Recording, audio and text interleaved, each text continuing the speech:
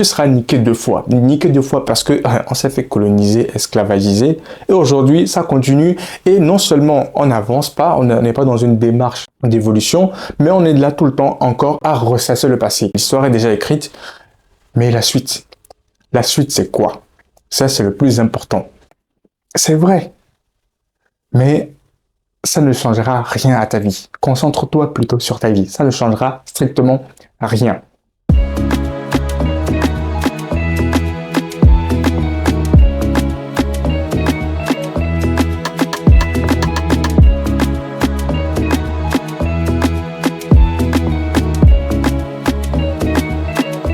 Salut, bienvenue dans cette vidéo. Je m'appelle Arsène Combaté. Dans cette vidéo, je vais te parler de 6 sacrifices que j'ai dû faire, que je fais toujours pour devenir un jour riche. Si tu espères, si tu aspires à devenir un jour quelqu'un de riche dans tous les sens, eh bien, il faut savoir que ça se bâtit. Ce sont des soubassements, ce sont des fondations qu'il faut bâtir dès maintenant. Et ça part de plusieurs décisions, dont certains sacrifices. Le premier sacrifice, dans un premier temps, c'est que contrairement à ce que les gens peuvent penser, parce qu'aujourd'hui, les riches, c'est quoi? Ils ont une vie luxurieuse, une vie abondante, ils ont des objets chers, mais dans un premier temps, avant qu'ils ne soient riches, ils n'avaient pas ces objets chers, donc ils se sont passés de ces objets chers. Donc pareil pour moi, j'évite d'avoir des objets chers. Ça passe déjà de façon basique par les vêtements. Moi, j'achète mes vêtements dans les friperies. Ce costume, par exemple, c'est un ami, Alexandre, qui me l'a vendu avec plusieurs autres articles, plusieurs autres vêtements. Ce sont des vêtements qui neufs coûteraient super cher, mais j'en achète un lot, deuxième, troisième, peu importe, en friperie, très très moins cher. Pareil pour la plupart de mes vêtements que j'achète en friperie. Je me rappelle également avoir acheté 5 costumes, je pense, 5 costumes, c'est ça, à seulement 20 €.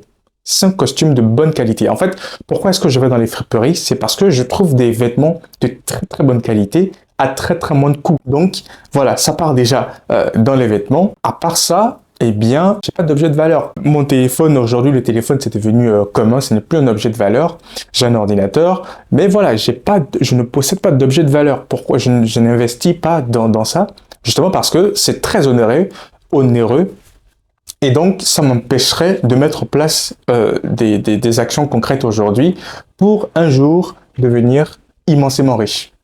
La deuxième chose dont je me suis séparé, là je vais sûrement perdre beaucoup de gens, eh bien, c'est les copines.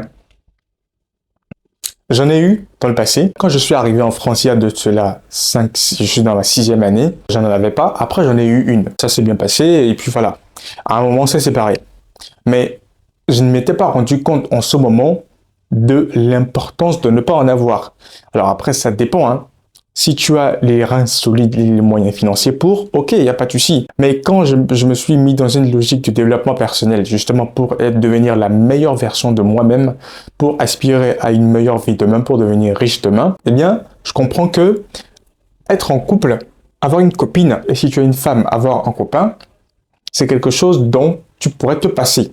Tu pourrais te passer parce que tu as un mindset, en fait, tu es focus sur quelque chose et donc avoir une copine, c'est très prenant. Et donc, il faudrait que tu aies toute la lassitude possible, la latitude possible, donc le temps possible pour être focus sur tes objectifs. Alors qu'avoir une copine qui nécessite d'en prendre soin, c'est nécessaire de prendre soin de son copain, de sa copine, eh bien, en fait, c'est le temps et l'énergie que tu ne mettras pas à développer, à être focus sur tes projets. Ça ne veut pas dire qu'il ne faut jamais en avoir, mais en tout cas, dans la période dans laquelle, la période en question, c'est à partir de 20 ans, donc de 20 à 30, voire 35 ans, je pense qu'il faudrait, c'est ce que je fais, moi, en tout cas, personnellement, il faudrait être focus dedans.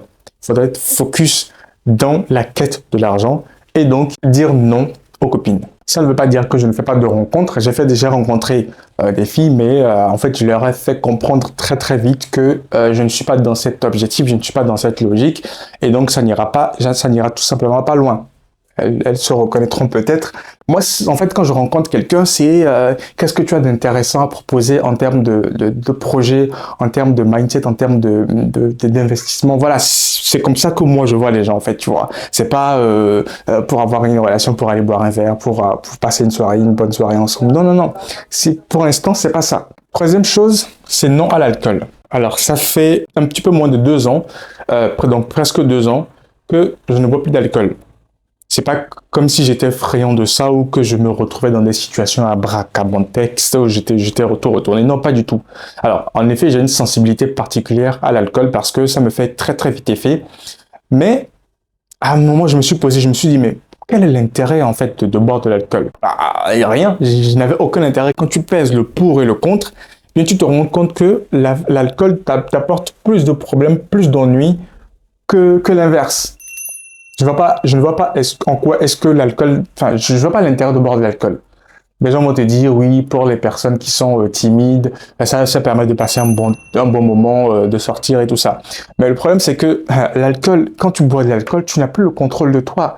Tu es sous l'emprise. Être sous l'emprise de l'alcool va t'amener, alors pas toujours, mais les gens se sont retrouvés dans des situations dans lesquelles parce qu'ils étaient alcoolisés, ils ont pris soit des décisions, soit ils ont fait des choses qu'ils ont regrettées amèrement.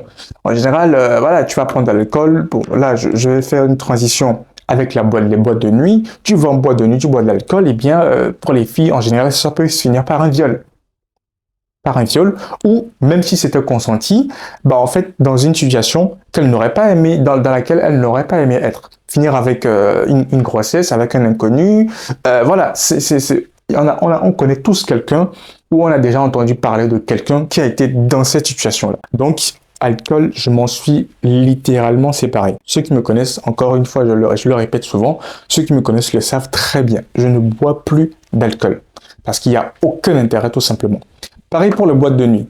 J'ai été en boîte de nuit. Lorsque j'ai commencé à me poser des questions sur ma vie, lorsque j'ai commencé à être dans un élan de développement personnel, dans cet élan-là, je me suis posé plein de questions. Je me suis rendu compte qu'en fait, on vit dans une société médiocre. Tout le monde fait les mêmes choses et forcément ont les mêmes résultats. Donc, comment est-ce que moi qui n'avais pas envie d'avoir ce genre de situation, cette vie-là, comment est-ce que je me positionnais par rapport à ça? Donc, j'ai pris un petit peu de recul. Je me suis dit, qu'est-ce que je pourrais faire et qui m'amènerait à avoir des résultats différents des autres? Et donc, c'était très simple. La théorie de cause et effet, de causalité, les mêmes effets, les mêmes causes produisent les mêmes effets.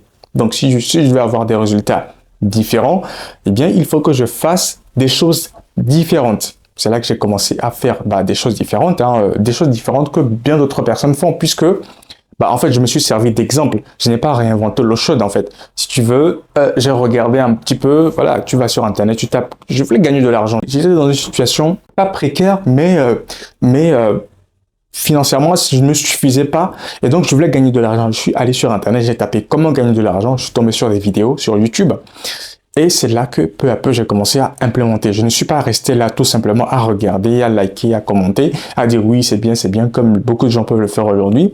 Eh bien, j'ai également implémenté. C'est dans ce cas-là, je vais pas le développer, tu trouveras sur la chaîne YouTube, sur ma chaîne YouTube, plein de vidéos à cet effet de ce que je fais, de ce que je mets en place concrètement. Là, ça doit faire 4 ans que j'ai pas été en boîte de nuit parce que j'ai compris qu'il n'y a aucun intérêt à aller en boîte de nuit. En fait, tu vas en boîte de nuit, tu vas dépenser beaucoup d'argent, tu vas perdre ton temps, c'est le temps et l'énergie que tu vas perdre que tu ne mets pas à travailler sur autre chose. Tu vas te retrouver dans des situations compliquées parce que tu n'es pas toi-même, parce que tu es sous l'emprise de l'alcool. Ça n'a aucun intérêt, c'est une perte de temps. Moi, j'ai vécu, je vis dans une ville en ce moment, en France, et j'ai vécu dans un quartier, en centre-ville de la ville, et j'étais dans une rue c'était la rue, elle est hyper connue dans toute la France.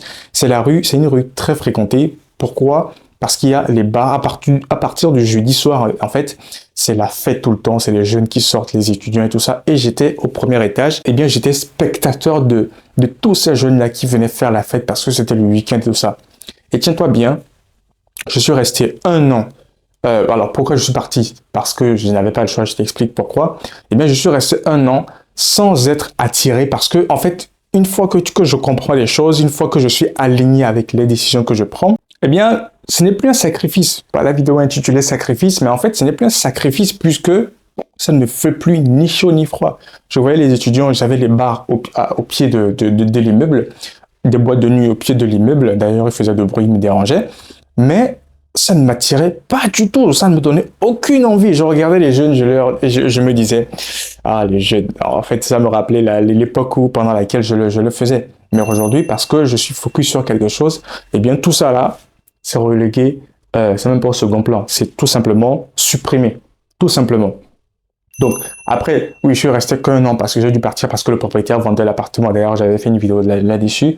Le propriétaire vendait l'appartement. J'avais pas d'autre choix que de partir.